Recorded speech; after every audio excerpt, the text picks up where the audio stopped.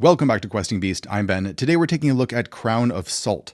This is an adventure written for Morkborg, and it was nominated this year for Best Long-Form Adventure at the Ennie Awards. Now, I'm recording this before the Ennie Awards actually take place, so I'm not sure if this is going to win or not, but I thought I would take a look at it to see how well it holds up. Does this have all of the things that I would consider to be important for Best Adventure of the Year? And if not, what things would I change about it to make it even better?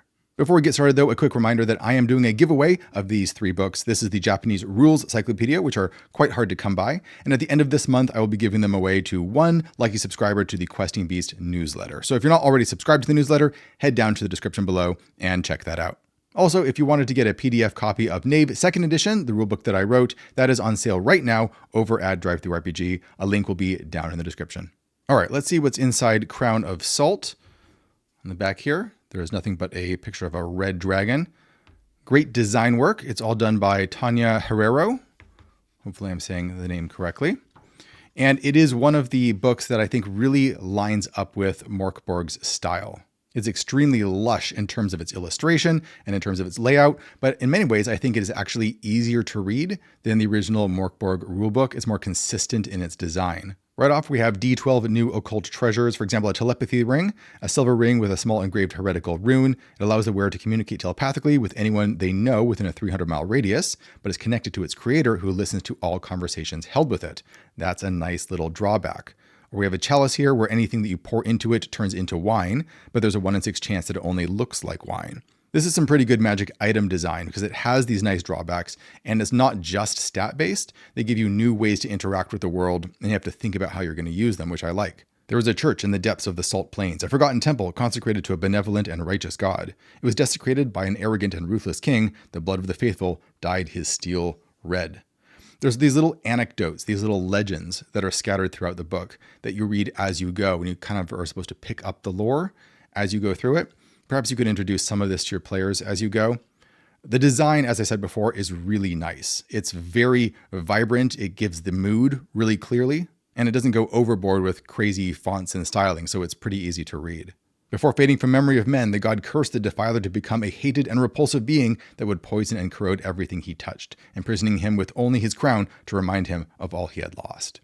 People call him the Kantagaster, and everyone knows his story. However, as we read through this, we're going to figure out that this is not actually quite the correct truth, though this is just what people think is the truth. Here's a bunch of reasons why your character might get involved on this mission to find the Kantagaster, perhaps destroy the Crown of Salt, or just get some treasure. An ancient prophecy speaks of the Kantagaster as being spawned by her with a seed of Necrubel. There will be those who call you a heretic, and perhaps rightly so. You must find the abomination either to worship it or to destroy it. Or maybe you're there to pay off a debt to a powerful individual by finding some important magic items or treasures down where the monster lives. You're going to start out at the village of Saltberg, where it looks like there is snow everywhere, but it is not snow, it is salt. This whole land is encrusted in salt. And many adventurers, including you, are arriving in this town to delve into the salt rifts, a journey from which very few come back alive. And yet, the temple remains nothing but a myth, because there is a temple somewhere in this landscape that everyone is seeking where the Kantagaster lives. Nice little sketch of Saltberg right here, D8 gossip and rumors. When the ground trembles, don't move. The saltworm is guided by vibrations in the ground. So we have some dune-like giant worms that can try and swallow you. Here is our tavern, the Jug and Crown, full of mercenaries and scum, and this one raven that is hopping around everywhere and keeps yelling liar over and over. He's going to follow newcomers into the rifts if they are not hostile towards it and grants a +2 bonus to all exploration rolls. Here's a list of hirelings that also want to go to the temple. They have their own reasons for wanting to seek it, and the illustrations are just packed with such great character. I especially love this guy, Rat Eater. Reptilian spawn raised in the sewers of Galgenbeck. His mind is not always the sharpest, but his daggers are. Always hungry. With no more ambition than the gleam of silver, seeks the skeleton key.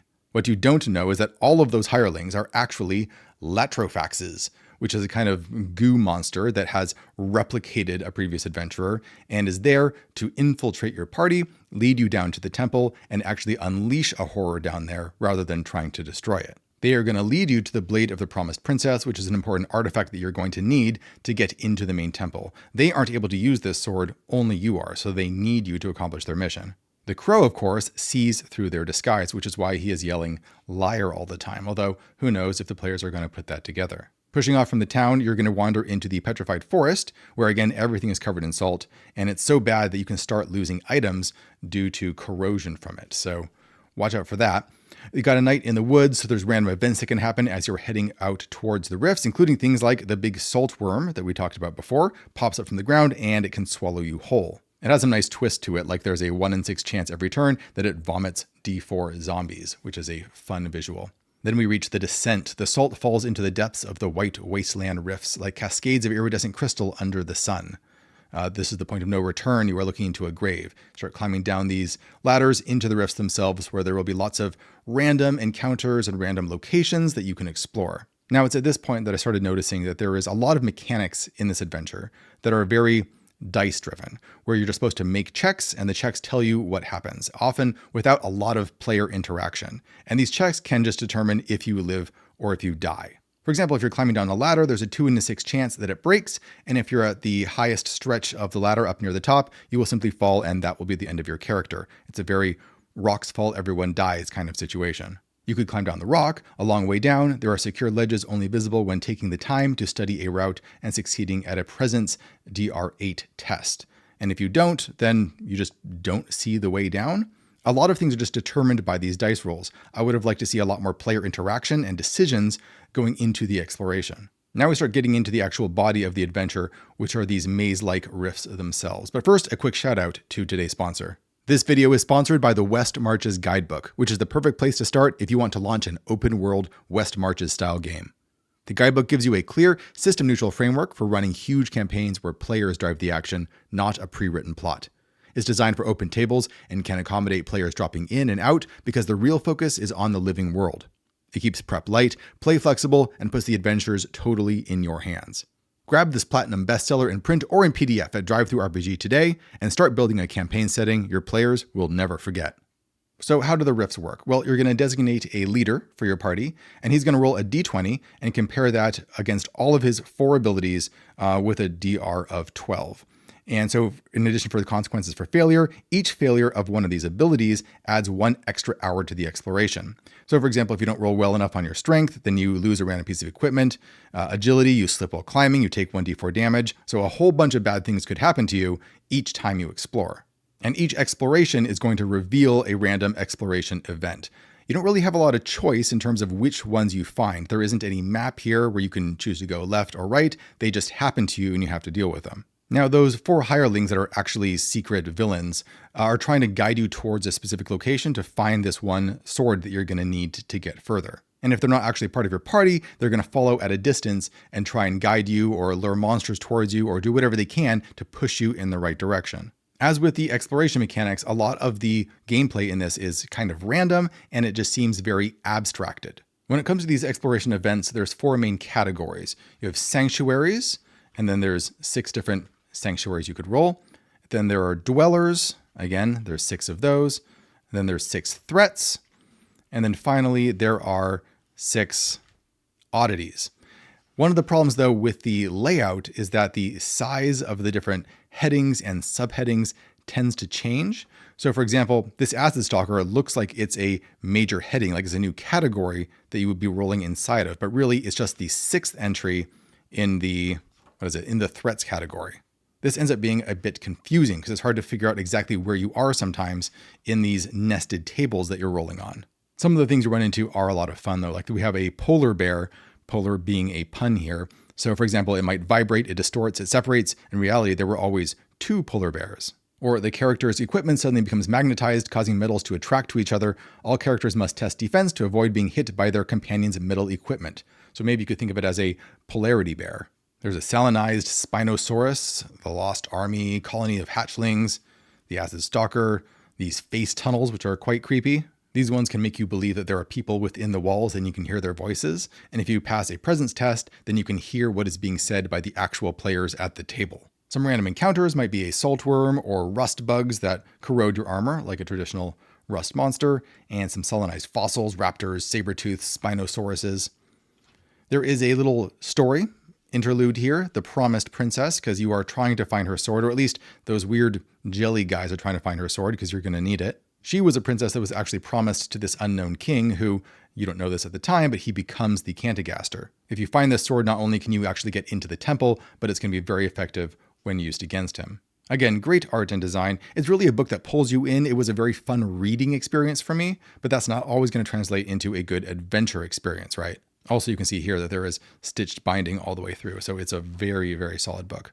So here's the Tomb of the Promised Princess. This isn't the final temple that you're trying to get to. It's a location that the Latrofaxes are trying to push you towards, because there is that blade stuck into the rock. I really like this illustration of the environment. I like it when it's 3D like this, so that players can easily see where their characters are. They can use elevation to their advantage and so forth. Some of the key locations I found a little bit confusing though. For example, there's number 2 over here is the Leap of Faith. A leap leads to an easier climb to higher levels.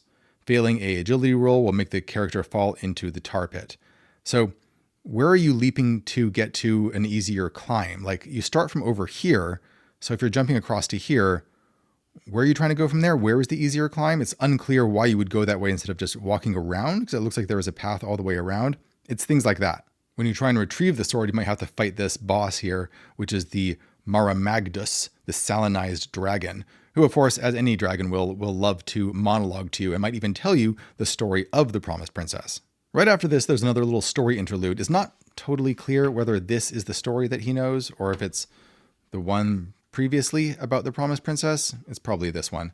But this one tells you what's actually going on behind the scenes, where the Kantagaster, the creature that is guarding the temple, is not actually a bad guy. Rather, he's kind of a defender against this abyssal horror, this sea god, who is rising to try and destroy and swallow most of the world.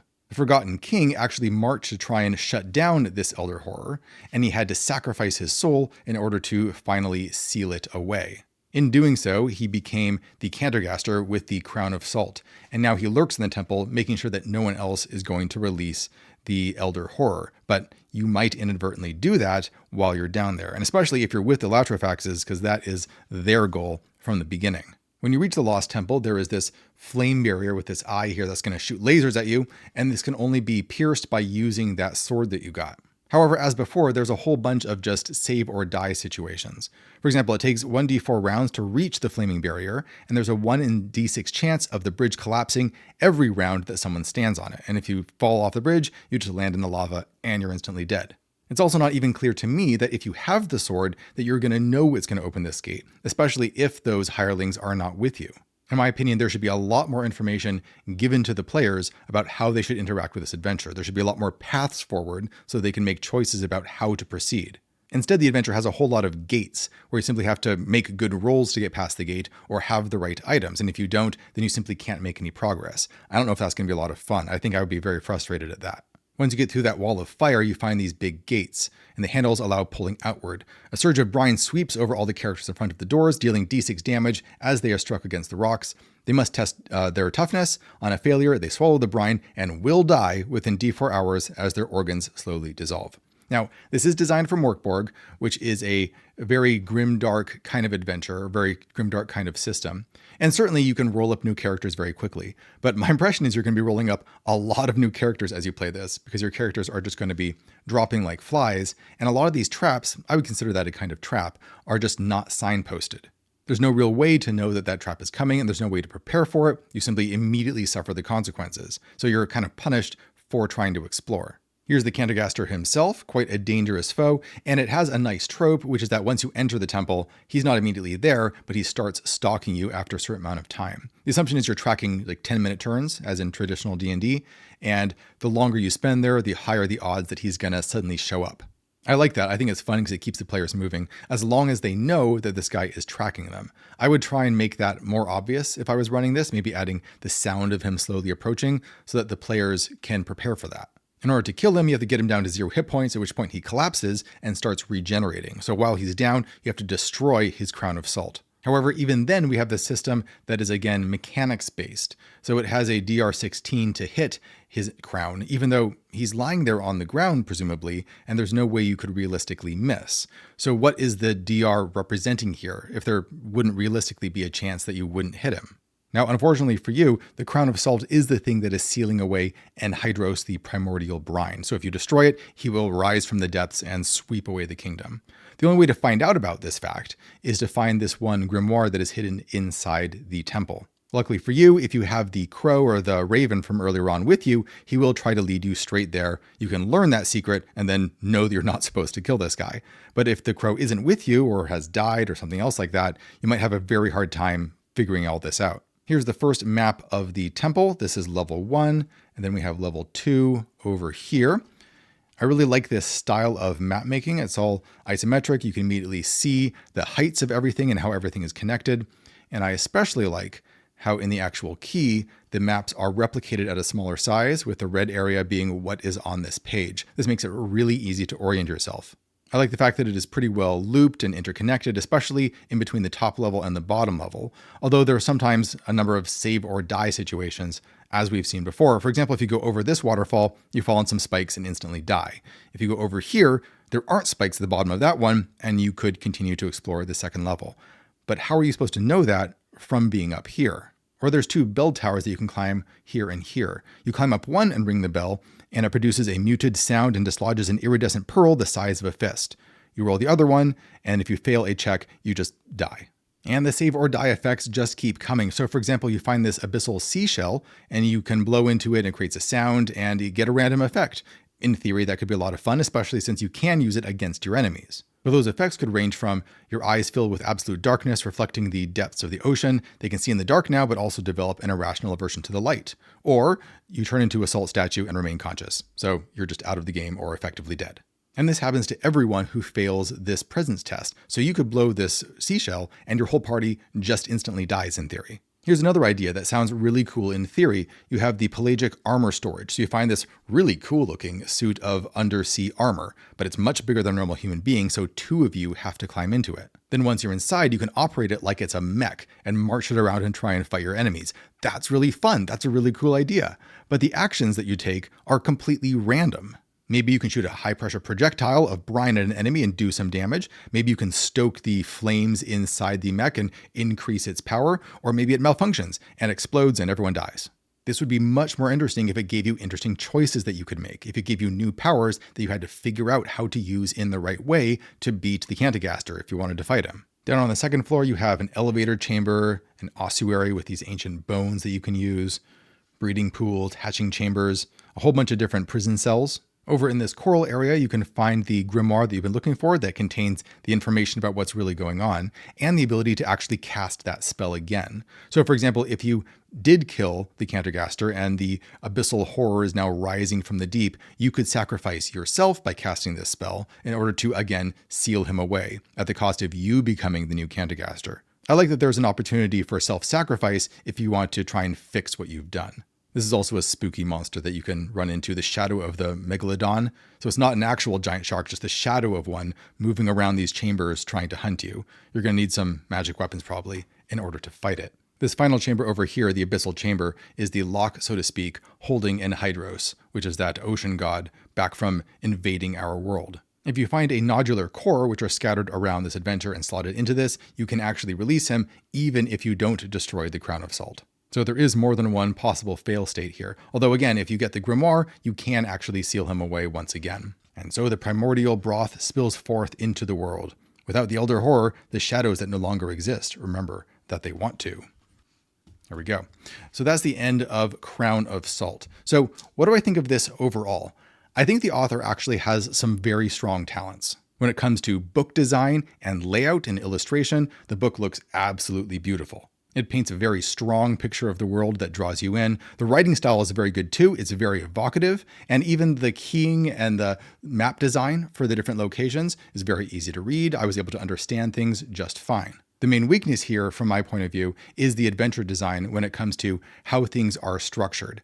I don't think there is enough freedom given to the players to figure out how they want to approach things. I think there's too many save or die situations to the point where it reminds me of the kinds of nega dungeons that used to be designed back in the early OSR, where it was the sort of adventure that you go in just to be killed. I think a lot of parties are going to be wiped out, not because the adventure is hard exactly, but because a lot of things simply kill you with no warning and no recourse. You're going to be churning through extra characters like crazy. I don't have any problem with my character dying and having to make a new character. That's happened plenty of times in my life. I just like that when I die, I feel like it was my fault, right? I could have done better. And in many cases in this book, it's not designed that way. All that being said, I think the author has a lot of potential, especially when it comes to design and illustration and so forth. And if the adventure design portion of her work was really focused on, then something really impressive could definitely be made. As usual, I will put links in the description below where you can pick this up for yourself. And thanks for watching, everybody. I'll see you next time.